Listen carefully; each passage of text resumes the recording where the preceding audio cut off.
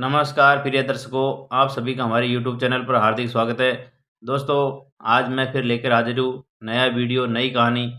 प्रिय मित्रों, इस कहानी में आप जानेंगे कि एक जाम्बुल अध्याय है महाभारत का, जिसमें बहुत अजीबोगरीब रहस्य छिपे हुए हैं। हो सकता है संभवतः आपने आज से पहले ये सब जानकारियाँ बहुत ही रेयर केस में सुनी होगी। दोस्तों, इस कहानी में आप जानेंगे कि किस प्रकार से द्रौपदी ही पांचों पांडवों की मुसीबत की जड़ बनी थी।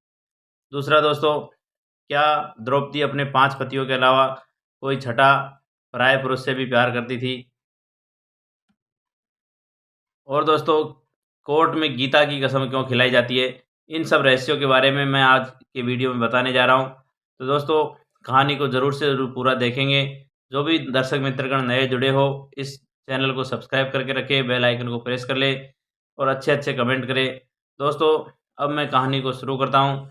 प्रिय दर्शकों, महाभारत के समय की बात है। एक बार भगवान श्री कृष्ण ने देखा कि द्रौपदी एक जामुन के पेड़ के नीचे खड़ी थी। उसने जामुन के पेड़ के ऊपर सुंदर फल देखे, गुच्छे जो काले-काले कलर के बहुत शानदार मीठे फल दिखाई दे रहे थे। तो द्रौपदी ने वो फल अनायास ही तोड़ लिए खाने की इच्छा से। उधर श्री कृष्ण भगवान ने जब ये देखा कि द्रौपदी ने उन जामुन के फलों को तोड़ लिया, जो कि एक महात्मा, जो कि एक ऋषि 12 वर्ष के उपवास के बाद उन जामुन के फलों को खाने वाला था। तो प्रिय मित्रों, उसी समय भगवान श्री कृष्ण आ जाते हैं और द्रौपदी से कहते हैं कि द्रौपदी, तुमने ये सब क्या कर दिया? इस जामुन के फल से वो महात्मा अपना उपवास का व्रत यहाँ तोड़ने वाला था। अब आपको पता है कि ये सब करने से आपके जो पति हैं, पांचों पति पांडव, उनको भी इस कोप को, इस श्राप का भागी होना पड़ सकता है। दोस्तों, इसके ऊपर द्रौपदी अपना पश्चाताप करती है और भगवान श्री कृष्ण से कहती है कि हे भगवान, कुछ ऐसा उपाय बताइए कि मेरे कारण मेरे पतियों को श्राप नहीं लगे और मेरे पति इस कोप से मुक्त हो सके। इसके बाद भगवान श्री कृष्ण अर्जुन से द्रौपदी से कहते हैं कि हे द्रौपदी, यदि तुम चाहती हो कि तुम्हारे पति क्रोध से बचे रहे, श्राप से बचे रहे, तो आपको पांचों पांडवों के साथ, छठी तुम और पांचों पांडव, 6 को मिलकर के सारे राज जो तुमने अपने सीने में दफन किए हो, जो भी तुमने झूठ, जो भी तुमने कोई राज छिपा रखे हो, वो सब इस पेड़ के नीचे आकर के बोलना पड़ेगा। तो ये जामुन के जो फल हैं, वापस पेड़ में जाके लग जाएंगे और उस महात्मा के श्राप से आप बच पाएंगे। तो दोस्तों, इस प्रकार की युक्ति जब द्रौपदी ने अपने पतियों को बताई, तो पांचों पांडव भी तैयार हो गए और पांचों पांडव और द्रौपदी वहाँ पे आ जाते हैं जामुन के पेड़ के नीचे। तो प्रिय दर्शकों, जामुन के पेड़ के नीचे वो फल रख दिए और सबसे पहले उन्होंने युधिष्ठिर को बुलाया।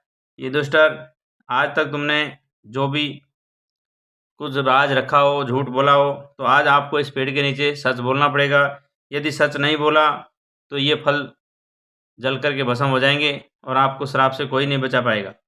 दोस्तों, श्री कृष्ण भगवान के ये शब्द कहने के बाद जो भी इस पेड़ के नीचे आएगा, सच बोलेगा, सच के सिवा कुछ नहीं बोलेगा।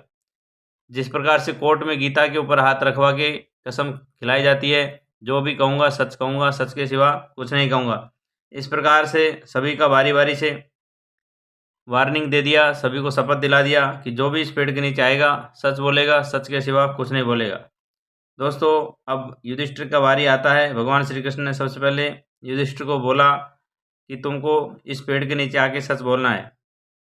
दोस्तों, भगवान श्री कृष्ण के कहने के बाद युधिष्ठिर कहते हैं कि सच्चाई और ईमानदारी का प्रचार होना चाहिए और बेईमानी और दुष्टता का सर्वथा नाश होना चाहिए। मेरे मन में सबसे बड़ी भावना यही है। तो प्रिय मित्रों, युधिष्ठिर की ये बात जब बोली, तो वो जामुन के फल ज़मीन से ऊपर उठ के 2 फीट ऊपर आ गए, क्योंकि भगवान श्री कृष्ण और युधिष्ठिर के बारे में कहा जाता है, युधिष्ठिर के बराबर सच्चा, परोपकारी, निष्ठावान राजा आज तक हुआ नहीं दुनिया पे। क्योंकि दोस्तों, निस्वार्थ प्रवृत्ति का था। जब उन्होंने पांचों पांडवों को और द्रौपदी को जब जुआ में हार गए, तो किस प्रकार से उनको ग्लानि होने लगी, लेकिन वो धर्म से पीछे नहीं हटा। उन्होंने अपना सर्वस्व न्यौछावर कर दिया, लेकिन धर्म से डिगा नहीं और उनकी आज भी दो लोग दुहाई देते हैं, एग्जाम्पल देते हैं, दाखला देते हैं कि राजा हो तो युधिष्ठिर जैसा हो। तो प्रिय मित्रों, दूसरा नंबर भगवान श्री कृष्ण ने भीम का लिया और भीम को बुला के कहा कि चेतावनी दिया कि तुमको झूठ नहीं बोलना है, जो भी बोलोगे सच बोलोगे, अदरवाइज ये जो जामुन के फल हैं राख हो जाएंगे। तो दोस्तों, भीम ने कहा कि मेरे जीवन में खाना, लड़ाई और नींद, इन सब के पीछे मैं कभी भी दूसरी चीज़ को हाथ नहीं लगाता हूँ। सबसे पहले मेरे पेट की भूख मुझे बहुत परेशान करती है और जब मैं सो जाता हूँ तो नींद से उठना नहीं चाहता हूँ। दूसरा दोस्तों, उन्होंने कहा कि धृतराष्ट्र के जो पुत्र हैं उन सबको मैं मार के गिरा दूंगा। ये मेरी सबसे बड़ी प्रतिज्ञा है और जो भी मेरी गदा का अपमान करेगा उसको मैं कभी जीवन में माफ़ नहीं करूँगा, उसको मैं बख्शूँगा नहीं, छोड़ूँगा नहीं। दोस्तों, जब भीम ने अपने मन की बात कह दी तो वो फल 2 कदम पहले उठ चुके थे, 2 फीट और अब उठ गए। प्रिय मित्रों, तीसरा, भगवान श्री कृष्ण ने अब अर्जुन को बुलाया। अर्जुन से भी कहा कि जो भी कहोगे सच कहोगे, सच के सिवा कुछ नहीं कहोगे। दोस्तों, अर्जुन ने भी आकर के अपनी बात रखी कि मेरे जीवन में प्रतिष्ठा और प्रसिद्धि जिंदगी में मुझे सबसे ज़्यादा प्यारी है और उन्होंने ये भी कहा कि जब तक मैं कर्ण को मार नहीं दूंगा तब तक मैं कभी जीवन में पीछे नहीं हटूंगा। इस प्रकार से अर्जुन ने जब कहा तो ज़मीन से 2 फीट और ऊपर आ गए। तो इस प्रकार से तीनों का नंबर आ गया। अब चौथा और पांचवा नकुल और सहदेव बचे। उन्होंने भी अपनी बारी बारी के हिसाब से सच कहा दिया। उसके बाद वो फल ज़मीन से 10 फीट ऊपर आ गए। अब थोड़ा ही फासला बचा था। छठा नंबर द्रौपदी का आता है। द्रौपदी से भी कहा कि द्रौपदी, तुमको यदि अपने पतियों को श्राप से बचाना है और तुम खुद भी श्राप से मुक्त होना चाहती हो तो जो भी कहोगी सच कहोगी, सच के सिवा कुछ नहीं कहोगी। तो प्रिय मित्रों, द्रौपदी ने कहा कि मेरे 5 पति, 5 ज्ञानेंद्रिय है, उन सभी का जो भी दुर्भाग्य का कारण है वो मेरा वजह से कारण है। मेरे शिक्षित होने के बावजूद भी मैंने बिना सोचे समझे अपने कार्य किया और उसकी वजह से आज मैं पछता रही हूँ। दोस्तों, इतना कहने के बाद द्रौपदी रुक गई। अब वो फल जो की त्यों वहीं रहे, न ऊपर गए न नीचे गए। उधर श्री कृष्ण भगवान ने कहा कि द्रौपदी, तुम कुछ रहस्य छिपा रही हो। यदि सच नहीं बोलोगी तो आज तुम्हें श्राप लगेगा, तुम्हारे 5 पतियों को श्राप लगेगा।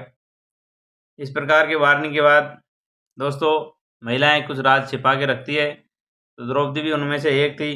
वो अपने सामने जो घटना घट रही थी कि जामुन के फल यथास्थान ही थे। प्रिय मित्रों, ये जाम्बुल अध्याय की घटनाएं हैं जिसमें लिखा हुआ है महाभारत में। अब द्रौपदी सकपचा गई और कहने लगी, हे भगवान, मुझे माफ़ करना। मैंने मेरे 5 पतियों के अलावा एक छठे पुरुष से भी प्यार किया है। दोस्तों, 5 पांडवों ने जब ये सब बात सुनी तो सब उनके पैर के नीचे ज़मीन सरक गई। सोचने लगे कि हम 5 भाई इतने बलिष्ठ हैं, विद्वान हैं। तो अब तो उनको जिज्ञासा होने लगी कि द्रौपदी, बताओ कि वो छठा पुरुष कौन है जिससे तुम प्यार करती हो। प्रिय मित्रों, द्रौपदी कहने लगी कि वह छठा पुरुष कर्ण है। मैं उससे शादी करना चाहती थी, मैं उससे प्यार करती हूँ, लेकिन जाति की वजह से मुझे उनसे शादी नहीं कर सकती। तो दोस्तों, ये कड़वा अनुभव जब उन्होंने सुना तो हक्के बक्के रह गए। द्रौपदी कहने लगी कि अगर आप 5 से भले वो एक हैं, यदि मैं उन एक से शादी कर लेती तो आज आप सबको मेरी वजह से ये मुसीबत नहीं झेलनी पड़ती। दोस्तों, द्रौपदी कहती थी कि जब मेरे ऊपर संकट पड़ा तो आप 5 में से 5 ही मेरे पास नहीं खड़े रहे, तो ऐसे 5 पतियों का क्या फ़ायदा। उन 5 से भला तो एक ही है जो पत्नी के लिए कुछ भी कर सकता है, किसी भी तरह की मुसीबत उठा सकता है। तो दोस्तों, इस प्रकार से सभी ने 6 के 6 ने अपने राज खोल दिए, रहस्य खोल दिए और वो जामुन का जो फल था वापस डाली में जाके लग गया। तो इस प्रकार से भगवान श्री कृष्ण ने 5 पांडवों और द्रौपदी का ये परीक्षा लिया। तभी से कहते हैं कि महाभारत में ये गीता के ऊपर हाथ रखे कसम खाने वाली रस्म है, वो वहीं से चली है। अब सभी ने अपना अपना राज उगल दिया और पर्दाफाश हो गया। दोस्तों, इस कहानी में आपने देखा कि किस प्रकार से सभी ने अपने अपने जीवन के जो झूठ, जो रहस्य, उनसे पर्दा उठाया और किस प्रकार से एक जामुन का फल जो ज़मीन से रखा हुआ वापस डाली में जाकर के जुड़ गया। तो दोस्तों, सच बोलने की कितनी बड़ी महिमा होती है, और वो तो स्वयं भगवान थे जिन्होंने ये सब करवाया। तो दोस्तों, मेरी ये कहानी अच्छी लगी हो तो इससे ढेर सारी प्रेरणा ले सकते हैं। प्रिय दर्शकों, महाभारत में और भी बहुत सारी ऐसी कहानियाँ हैं जिनको आपने कल्पना भी नहीं करी होगी, आपको ने ये सोचा भी नहीं होगा कि ये इस तरह से मुमकिन भी है।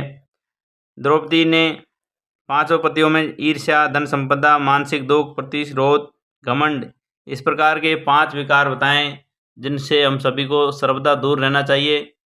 दोस्तों, ये कहानी अच्छी लगी हो तो हमारे चैनल को सब्सक्राइब करें और बेल आइकन को प्रेस करें। सभी को जय श्री कृष्णा, राधे राधे, हरि ओम, नमस्कार।